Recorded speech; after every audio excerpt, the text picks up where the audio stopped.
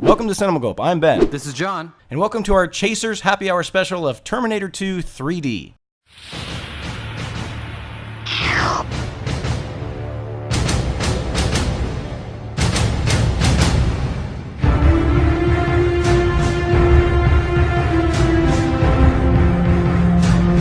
Cheers, everybody. Cheers! Yay! Okay, everybody, we just got back from seeing Terminator 2 in 3D. John and I have seen this movie hundreds and hundreds of times, as I'm sure so many people have. And the two guys we have with us is Mark. Say hi, Mark. Hey, how's it going? Yay, social! And returning, the infamous Babak. Welcome back. Thanks. All right.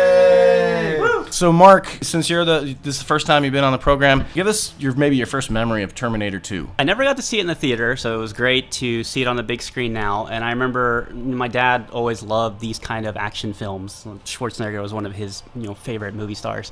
And so I definitely remember as soon as it was available on VHS, we totally had a copy, and I watched it numerous times. Babak, what about you? First memory of Terminator 2 that you can remember? I always wanted to be friggin' the kid. Linda Hamilton? Yeah, Linda Hamilton. I always used to comb my hair. No, I'm just kidding. I always wanted to be as badass as John Connors. I had a little kid back in the day, and have my own Terminator and everything. I love the comic. That just not the extended stuff, but just when they sort of branched off the movie a little bit by Dark Horse, all that stuff. But it was always a fun ride. I loved getting the Terminator makeup for Halloween. We actually made a little Terminator movie in the backyard in the woods. We did that when too. We were kids. Yeah. Nice. You did that too. As did I. We've all I've seen your movie. and I can't find it anywhere. I already loved Aliens, so I was already kind of a James Cameron fan. I started getting the Entertainment Weekly and Premiere Magazine around that time, so that movie was really Terminator 2 was being hyped up in that magazine with a lot of images before the movie came out, so it already looked so cool. It was the first R-rated movie. I told my mom, I don't care what you say, I'm going to the theater to see this movie. Still had to sneak in because I was too young and buy a ticket for Naked Gun 2.5. And it was one of the best experiences ever at the theater. I remember just being super blown away. That movie just floored me. I was sitting there till the very last second of the credits, just couldn't get out of my seat, just loved every second of it. Yeah, I think with the exception of Star Wars, when I was a kid, like movies that you saw in the theater, it was such a different experience than it is now, because now you see 15 different trailers, you see featurettes, you see TV spots, you see photos. I know this was 91, but when you're watching things that are a spectacle, it's so much more special as an experience. Where the thing I love about Terminator 2 is that Part 1 is essentially a horror movie. It's just kind of an easy, I don't want to say like grindhousey-ish type of horror movie, but it's a very simplistic story that, it has details in it and it has mythology and stuff like that that's really intriguing, but at its core, it's just a chase film. And this movie is a spectacle. It's an event film. And I don't know if James Cameron originally envisioned a second one when he was making that first film or not. I'm sure you would probably know more than I would about that. But I feel that when he had the idea to do the second one, people must have thought he was crazy, because the first one was like a modest, at best, hit, I think. And it got Schwarzenegger on the map a little bit, I guess. But the two movies are so different from one another. And I love them both. I think first one has a lot of interesting things to it. But it's,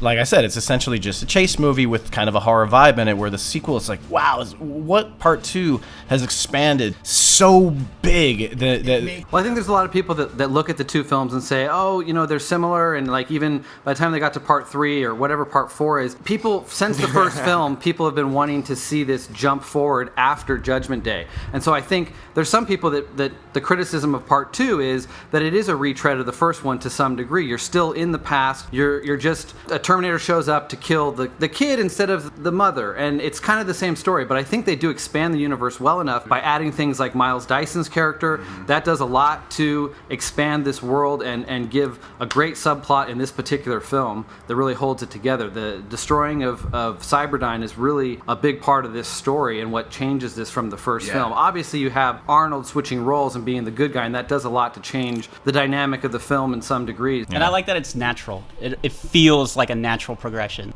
And you're learning more about backstory and expanding the story. Yeah, it's a really, really tight script too. Yes. Yeah. Well, then obviously where they went with Sarah Connor's character, that's a huge what they did in the sequel to make her totally believable of how she's dealing with this information she learned from the first film, how she's reacted to it, the things she's done in the years that we don't see, and how society deals with her. How society deals with her. Because that's 10 years. Because that's a 10-year skip. Because John wasn't born yet, but we saw them have the night together. And then when we get to this movie, it showed on the police I can't believe he's monitor. 10 years old. Say like safe number a decade passed. I mean, his nutsack is literally falling in that movie. But yeah, yes, there's specific lines you can hear it happen. Yeah. It's cracking. But with the decade, it gives us nice. You get to learn like what was Sarah Connor up to, and you get those little snippets of how she's changed since we saw the first movie. Right, and I've always thought she was such a tragic character because even no one believes her that she saved the world once, and then even if she saves it again and this time for good, because we can just forget about every movie after T2 for the sake of this conversation. Now what is she supposed to do? She's such a wrecked, tortured person whose life is just misery, and you see it in her eyes. Linda Hamilton was so fucking amazing in that movie. Like everybody gives Sigourney so much credit for Aliens, which is great, but Linda Hamilton's eyes, like she is insane. Like she's not stable, even though she is very heroic and she's trying to save the world, but you can't help but feel even if she saves everything, she's going to be dealing with just a messed up head for the rest of her life. It really is sort of a John Connor origin tale in that sense, because throughout the whole movie, he's the only one with any intelligence, any clear head. He's always bringing her back to, like, snap out of it, Mom. Like that type of thing. And he's showing the leadership skills that he's going to have. But I mean, this, Sarah Connor, she's handicapped from here on out.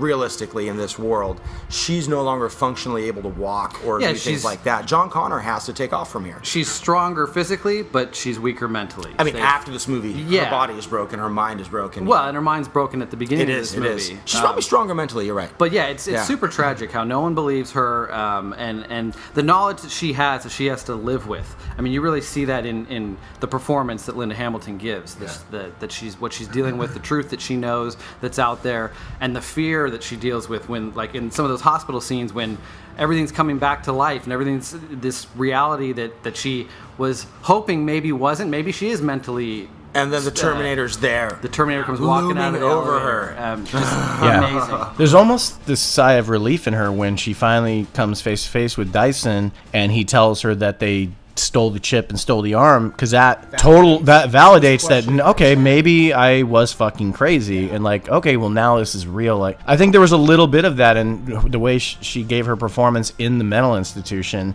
She was so damn layered and didn't get a lot of credit for that role. I mean, she's an iconic character, but I think Linda Hamilton didn't really amount it to any further type of. I mean, they gave Gina Davis all the female action roles in the '90s. I would have loved to have seen Linda Hamilton in The Long Kiss Goodnight. Yeah, because I mean, she did all her performance, her stunts, right? Yeah, she was fit. Yeah, she was, and it's funny too. This movie coming out in '91, you got a great female character with a great arc, and it's funny that we haven't seen a character like this even in recent times. Maybe there's a little bit of a resurgence. Don't tell that to the director of Wonder Woman. Yeah. Right. But that's significant. But look how long it took. Look how long it took. Well, she is fleshed out. The world is fleshed out. But John, something you said earlier about seeing the post-apocalyptic world, and I like that Terminator 2. As a kid, I loved that it starts with Terminators stepping on human skulls across the wrecked, universe, but the people are fighting back. And then you got, John Connor in the back surveying, looking very Terminator-like. I wanted that to be what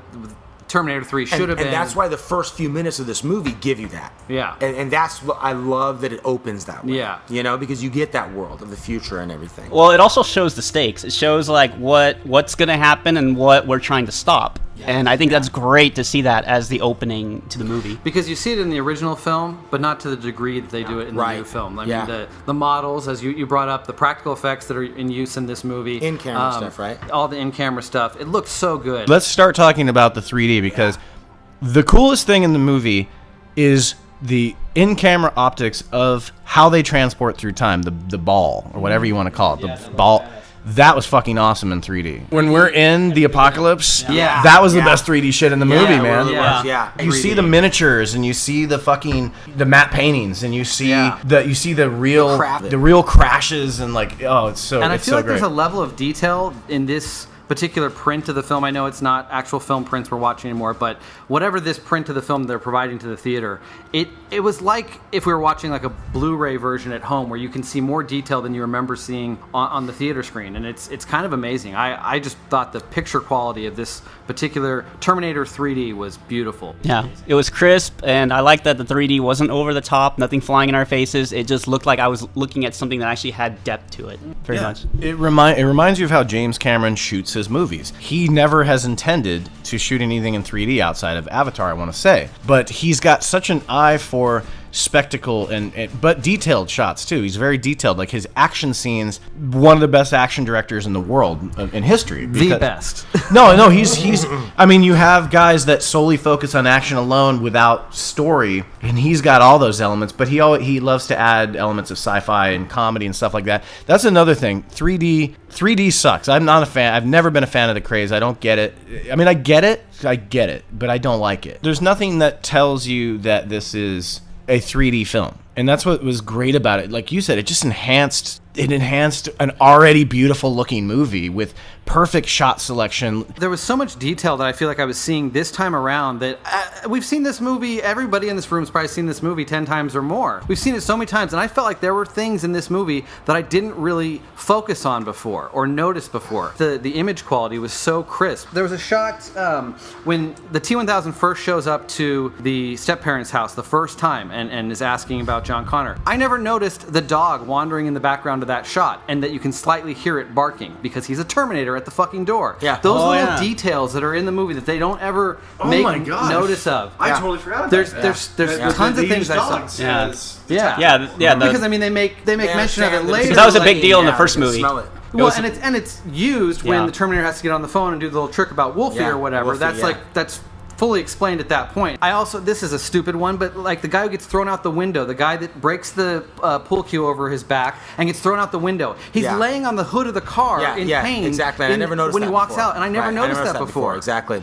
It's like how many times we watch this movie to not notice the guy sitting in the side of the It's the 3D, John. Well, it is the 3D because it is also the fact that we're seeing it on theater again. But, it is the 3D, I think, because then you really notice the motion through space a little bit, Mm-hmm. But do you notice how 3D it showcases rack focusing so hard when you're watching a film? Is that when you focus from forward to from the front to the back? Yes, it almost kind of hurts the eyes because it's so sharp. To use that sometimes for the depth. They didn't do this because it wasn't for 3D. And to go back, like you said, you can see the matte, the painting in the background. You can see the models, which aren't really used anymore, and the stunt work. And actually having a crew full of stuntmen and women, and car chases. Every movie had to have a car chase in the 80s and 90s. And it's gone now because now it's battleship, blowing up in space CGI. Blue space lasers. Yeah, you know what I'm saying? On a green screen. A lot of green screen, but this way you can really see all the stunt work. Well, that's kind of the irony of James Cameron, is that every stage of his career he's been revolutionizing different things in filmmaking. Now, dare I say, he's almost getting into that George Lucas category where he's trying to eliminate anything practical and just make it all a big poof job of garbage. Every time film enters a new phase, you get something you either like or don't like, Also, people, indulge in whatever the new technology or format is, and then they learn how to, modulate it because it's not so much of a thrill anymore. Doesn't it become like circular or cyclical? Because Star Wars went back to practical effects when it was all the important. So few filmmakers though that are willing to do what we just saw, basically stick to mainly practical the entire way through, only use CG for what is required. I'd say Christopher Nolan is kind of the one guy working right now that really sticks to that rule. Everyone else just seems to go CGI almost the entire time. Well, it's the easier thing to do nowadays, and all of us just coming back from watching Terminator 2 on the big screen for the first time, I'm dry. Somebody's out. Coming back from seeing Terminator 2 on the big screen for the first time since I was in the 7th grade, you realize, and I don't care if this makes me sound like an old codger or not, they don't make movies like this anymore. No. I mean, James Cameron has like created this thing. Like, I mean, like I said, I always call the Abyss the test run of the T-1000. 100%. When he used that water to kind of, it was kind of like a communication device for the underwater aliens or whatever the fuck those things are supposed to be. He used that so sparingly, and it still looks great today. Like, if you go and you watch Jurassic Park on the big screen right now, it's still gonna look good today. Yep. Terminator 2, it looks like the best movie that just came out in 2000. It looks like the best, like John was gonna say, it's the best movie of 2017. It's the best movie since 1991. Actually, that opening shot of from behind the helicopter coming down was always one of my favorite intros to that scene, because you see the police van down below, and he's just coming in. Yeah, he's coming in and and engaging in the chase. I could not wait for that helicopter scene when we were watching it in 3D, because I was like, this is going to be really cool, and it was great. Like, there's a lot of this film I can say 3D didn't add anything to it, but that's with everything in 3D. Like, it's only supposed to be for certain. They can't tell you, oh, take your glasses off, then put them back on, take them off, put them on when you need it. I think really the first 20-30 minutes of the movie, I was really engaged by the 3D. I think even the credits, slow motion fire, burning the opening credits, playground and opening everything. credits were badass. Yeah, they're really looked fire, really great in 3D. I forgot about that fucking dream sequence that is so fucking brutal and like scary, and like that in 3D I was getting anxiety because it's when the buildings are blown up and the kid and he doesn't like shy away from having kids getting burned alive, and she's like, she's on fire on the bed. You know why? It's not just a 3D, but sadly it's kind of topical nowadays. The fact that it's come back and feels more of a real threat again, even in 2017, it's scary. I think my favorite would be pretty much a tie between like the opening intro. I thought that was great, plus showing us the future. The 3D worked really well there too, and like we were just talking about, the helicopter whole sequence with that was great. I think that's where it added the most. The rest it was totally fine, because it still felt like the 2D movie. You just got that better sense of depth as you were just watching the shots and watching objects in the foreground and background and people moving, through it. It felt like there was actual space there. Yeah. Another thing that I thought looked really cool was in the hospital scenes. A lot of times when you were looking through panes of glass, and you could see streaks and things, fingerprints and reflections hitting the pane of glass, and you get that depth of the different layers that goes through that. Cinema Gulp Social 2. Let's get into some Arnold. The Governator. No, when he's like, you have to do what I say, stand on one leg, and I just thought it'd be funny if Eddie Furlong was like, pull out your dick. Yeah, pull out your dick, smack it on your face. I thought Sarah Connor was contemplating going and fucking the Terminator, which she's talking about. Out of all the men I've had in my life, he's like the most stable. That's Robo Dick. The Terminator would never stop. Well, it's kind of interesting because when she's narrating that, then you kind of learn that she did try to make some aspects of her life work, where I thought most of the time it was, I meet this guy, there's something I can learn from him, I'm gonna just get it and then move on and find the next person that I can learn something to add to my survival and my kids' survival. But here you saw like a little bit of her humanity, where there was a piece of her like wanting to probably have like a stable family, even though that was just a pipe dream. Terminator, Arnold Schwarzenegger. I have to say that when I saw him give that little half smirk when they're pulling open the arsenal in the desert, and he picks up the fucking minigun that was what the friggin' other governor in Predator, Jesse the governor of Ventura. I think that maybe part of it was Schwarzenegger was kind of jealous that Jesse the body of Ventura had a bigger gun in Predator, and he was like, you know what, I want that gun in Terminator, and then he gives a little smirk. That's one of the few times when this Terminator actually shows some, like maybe the first time this Terminator shows any kind of personality, any kind of humanity, any kind of, like, how would a machine understand humor? The thing I love about Arnold Schwarzenegger, and it takes a movie like this on the big screen. Arnold Schwarzenegger, like you and I were talking about when we were talking about John Wick 2. So there's guys like Keanu, who isn't a good actor. No one's saying he is, especially himself. But he has a screen presence about him that works for some reason. And if you put him in the right thing, the screen presence... The thing about Arnold Schwarzenegger is, in this movie, I was paying particular attention to his facial expressions and stuff, because I want to say he's maybe 40 when he did this movie. He's the best person to ever play a robot, because he kind of is already like that. And they use him in such a perfect way in this movie, where he's actually charming by how little he says and how they wrote what he was going to say and how he's going to react to certain things. And he's so, even though he's a robot, he becomes so heroic and so self-sacrificial in the end. I now know why you cry. And it's supposed to be a reversal of the original role, but he does a great job. I mean, in the original, he's so menacing with very few words. Right. In this one, he's charming. Robert Patrick, this movie started his career. Completely 100%. started his career. And I thought he was so good. You know, everybody wanted to talk about how convincing he was as someone that could just take apart Arnold. And I love that scene where he's just smashing Arnold's head in with that the machine ramp, the steel thing that goes back and forth. Yeah. But I think story-wise, Ben, it makes sense too, because you know the T-1000 being the liquid metal and Arnold or his older machine was the skeleton underneath the flesh. Right. You know, you can actually hit him and stagger him, Yeah. whereas the other guy couldn't get staggered. So he was absolutely using physics to his advantage. That great scene where Arnold punches the T-1000 in the face, and then suddenly He liquefies, liquefies, and no, my face is now my hands, and I'm holding onto your arm. Some kind of just liquid snake or something. There's so much that we were going on about with the technology of that T-1000. How could it possibly work and everything? But I just want to believe that it's real.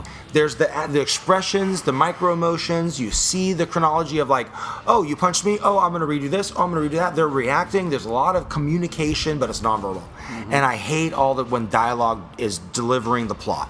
Especially when you're with the scene by scene, you're oh, you punched me. Oh, I'm going to counter. Just do it. Yeah, the whole exposition monologue, and I'm always tired of dumb villains. You see that a lot of nowadays. Let me explain everything, and then I'll leave the room to my henchmen. Right? Yeah. I wanted to take this time to explain my evil plan. Well, T-1000 seemed to get stronger every time you blew him up. Yeah, totally. He just come out of the fire and be more jacked. You know what's funny about the nitrogen part? Obviously, it's good that they showed in the later part of that scene that there was some liquid that started pouring down, which helped melt him. Because for a moment I thought, you know what? As I was watching this again, I'm like, why not? Don't shoot him while he's frozen. Pick him up and chuck him into the molten steel. I just want to talk about James Cameron.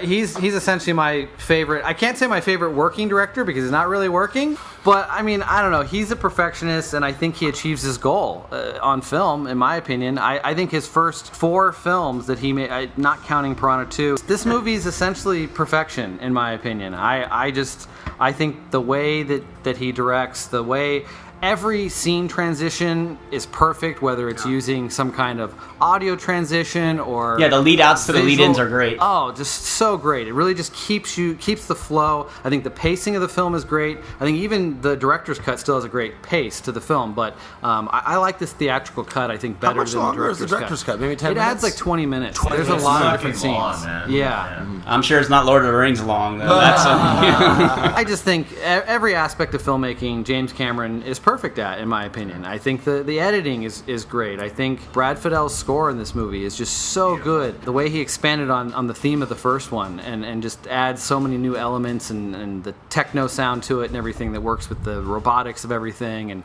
it's just amazing. This is probably my second favorite film of all time, Terminator 2. After Aliens. Right. So 2 Cameron films right up there at the top. He's so good at staging action. I wish that he would get out of fantasy Candyland with blue people and just do another really great action film, and I hope that he does. I hope he stays healthy long enough to get out of Pandora and make another regular movie with human beings that doesn't have Sam Worthington in it. He's such a good writer too. He writes action movies that have depth and they have characters and they have levity. This movie has levity where I don't think Terminator 1 did. It was very bleak. It did not have the comedy. This movie has great levity. I need your clothes, your boots, and your motorcycle. We haven't really talked about Little Eddie for long. I thought he was a natural kid for the age that he was supposed to play, though I don't think he was really 10. I think he was 13 or 14. But I don't know. And God, I always wanted to model my hair after his little sidekick buddy, the little carrot mullet guy, orange mullet. Yeah, I really liked Edward Furlong's performance in the movie. I think This time around was one of the first times where I was cringing at his voice in certain scenes more than I think I have in the past. I think for being a first film, I think he did a really good job. The story and how much screen time he has to pull off, the different characters he's interacting with, I think he does a really good job. Watching it now, so much older and stuff like that, I do think he gave a good performance. He gave a natural performance. Yeah. I think when I didn't like him when I was a kid because he made me uncomfortable, and I think it was because he was like everybody else. He was a whiny little shit. Holy shit. Holy shit. Holy shit. Dipshit. Dipshit. Dipshit. Oh shit. Some shit. Blow shit up. Bullshit. Shit. Shit. Shit. Shit. Shit. And he was having that puberty stage, even though I guess he was supposed to be 10. But who cares? I that stuff didn't bother me. He's a good kid. And watching it today, I realized all these different things, that he's this really, really big-hearted guy that doesn't want anybody to die. You know, especially for him or for the cause or whatever. He always thinks there's a way around it. You just can't go around killing people. That's a great character to have. I think watching that as a kid, I didn't notice that as much. But that makes a great trait for what his future self is going to be. The future leader of the resistance. Everyone that he can find and fight back against the machines. Like, you got to see the seed being planted in his performance and the story arc, which I thought was always great. And I always enjoyed his performance. Definitely much better than whatever happened in 3. That's always been my opinion. Stand out for me in the movie, though, is Linda Hamilton. Like, I mean, Arnold Schwarzenegger's awesome. He's charming. He's got a great screen presence. But Linda Hamilton was fantastic in this movie. And watching it on the big screen in 3D reminded me how good she was and how there's so much going on in her eyes and so much intensity in her voice. She was phenomenal. I think intensity and everything was intense that she did, and she sold it. Like, you felt everything that Sarah Connor was going through. That we don't give enough credit to the unsung hero of the film, the cheek licker. I love the cheek licker. Yeah. But that guy at least got his just desserts later, though. He got a broomstick to the face. The guy looks like the poor man's younger, a little bit heavier version of Edward Hertman. God rest. Actually, I would like to point out